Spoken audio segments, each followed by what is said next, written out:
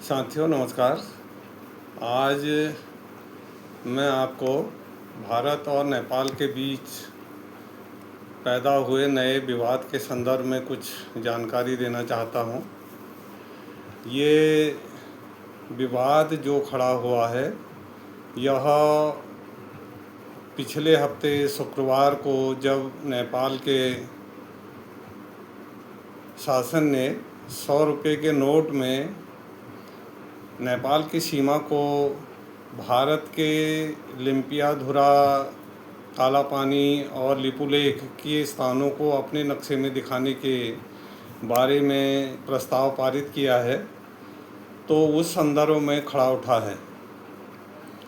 और ये विवाद विशेष रूप से अस्पष्ट सीमा के कारण हुआ है और यह अस्पष्ट सीमा जो 2020 तक चलती आई थी उसी को भारत मानता है कि यह समझौता पूर्ण रूप से लागू था, परंतु नेपाल मानता है कि जो 1816 में ईस्ट इंडिया कंपनी और नेपाल के राजा के बीच में संधि हुई थी वह संधि अस्पष्ट थी और उसमें नेपाल की भूमि को अनावश्यक रूप से भारत को दे दिया गया, ऐसा उनका मानना है।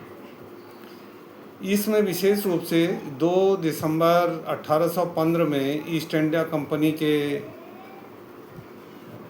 अधिकारी ब्रैड शॉ तथा नेपाल के राजगुरु के सहायक, राजगुरु भी उस समय दस्तखत में नहीं थे, उनके सहायक चंद्रशेखर उपाध्याय ने इस पर हस्ताक्षर किए थे और ये हस्ताक्षर भी वर्तमान बिहार के चंपारण जिले की सुगौली में हुए थे, इसलिए इसे सुगौली की संधि कहा जाता है। और इस पर उस समय के गवर्नर डेविड ऑक्टरलोनी ने 4 मार्च 1816 में दस्तखत किए और कहा जाता है कि राजा को पूरी तरह से संधि की शर्तों के बारे में बताए बिना या उसको स्पष्ट किए बिना इस पर तत्काल हस्ताक्षर किए कि शायद गवर्नर को ये लगता था कि राजा शायद संधियों को माने न माने और इतना अच्छा मौका हम अपने हाथ से न जाने दें। परंतु इसकी सबसे बड़ी जो विचित्र बात यह है कि 2020 तक इसमें कोई विवाद नहीं था, क्योंकि राजशाही शासन के काल में भारत और नेपाल के संबंध बड़े अच्छे थे और उन संबंधों के कारण यहाँ कोई ऐसी स्थिति पैदा नहीं हुई जिसके कारण इन इलाकों के बारे में कोई विवाद हो। अब मैं आपको इसके बारे में थोड़ा मैप के द्वारा बताता हूँ कि किस तरह से यह विवाद है। देखिए ये चीन का भाग है, ये नेपाल है और इधर ये उत्तर प्रदेश का भाग, ये उत्तराखंड है। तो भारतीय भाग और ये नेपाल का भाग। ये जो नदी है काली नदी, जिसको महाकाली कहते हैं, यह इस सीमा को अलग करती है और यहाँ तक आते हुए ये महाकाली कहलाती है, फिर ये शारदा कहलाती है। इस भाग में महाकाली नदी की 2 धाराएं हैं, पूर्वी और पश्चिमी। मतलब एक धारा का, क्योंकि सहायक नदी जिसको कह सकते हैं, पूर्वी नदी और पश्चिमी धारा के मिल करके आगे आकर के ये काली या महाकाली कहलाती है। नेपाल का ये मानना है कि महाकाली नदी जो है मुख्य रूप से पश्चिमी धारा से होकर के बनती है, पूर्वी धारा में कम पानी होने के कारण मुख्य नदी का भाग ये माना जाता है। अब ये जो लाल सा भाग दिखाया है ये पूर्वी और पश्चिमी धारा के बीच का वह भाग है जो विवाद पैदा कर रहा है। इसी क्षेत्र में पूर्वी और पश्चिमी धारा के बीच में लिपुलेख, काला पानी और लिम्पियाधुरा हैं।